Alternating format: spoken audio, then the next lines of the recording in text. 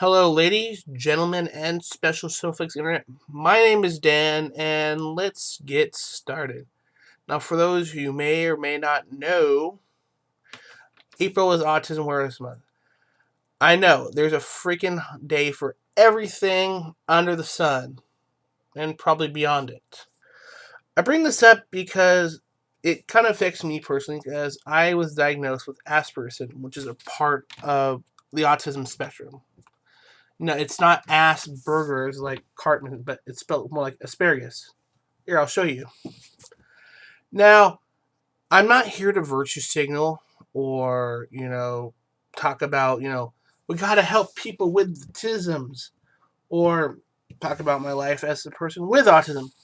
Instead, I'd like to look at something related to autism indirectly, particularly on the internet.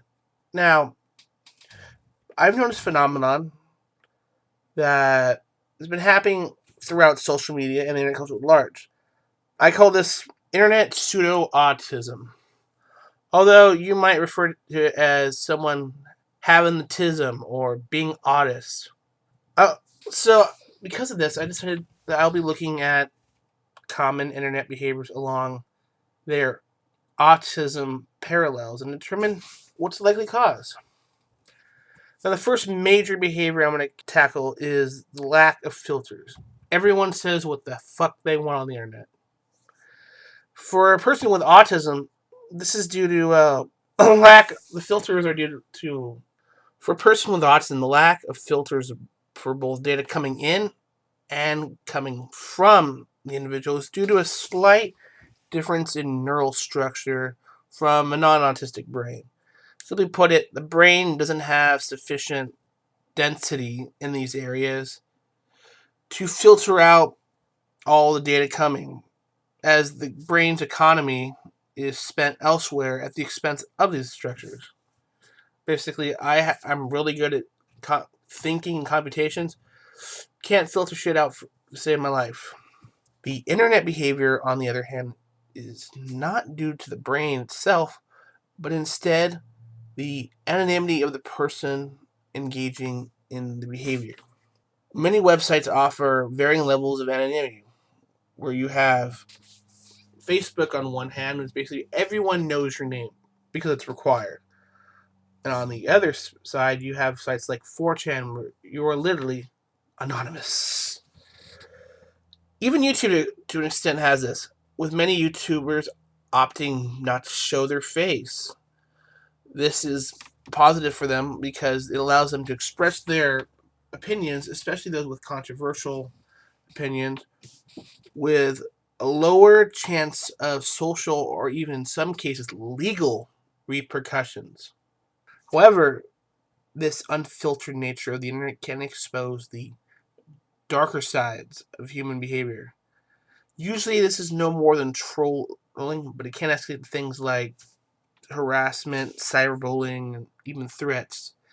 This again is because the individual doesn't feel bound by social customs and etiquette that we normally experience in public. Instead, they hide amongst the mob, remaining anonymous.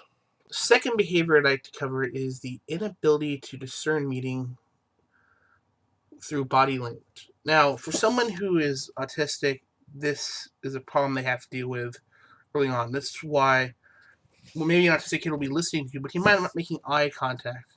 And he doesn't realize that this is sending a signal that, of disrespect. That's something that can be coached and learned, and autistic people can become aware of, you know, body language on a cognitive level as opposed to being innately known. The inability to discern meaning on the internet comes from the fact that when dealing with text or even videos, we're unable to discern meanings due to lack of the body language. Text is and videos without face, like myself, make you unable to tell whether the person is a satire or serious. This is what's led to Poe's law. Without any other tells you can't tell a parody from a legitimate claim for something. Now, this has kind of been slightly abated in recent years with the adoption and creation of emojis, which allows you to say, "Hey, this is how I feel." Facebook even went so far as to add more than just a like button. You can love something, laugh, be sad or angry, so people know how you really feel.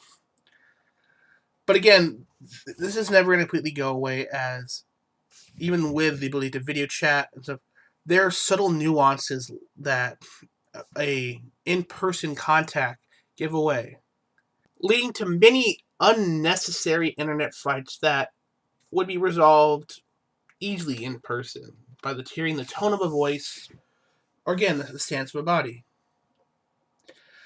I hope you've enjoyed my analysis of the internet, my very autistic analysis of the internet. If you enjoyed it, please subscribe and leave a like. This is Hollow Dan, signing off.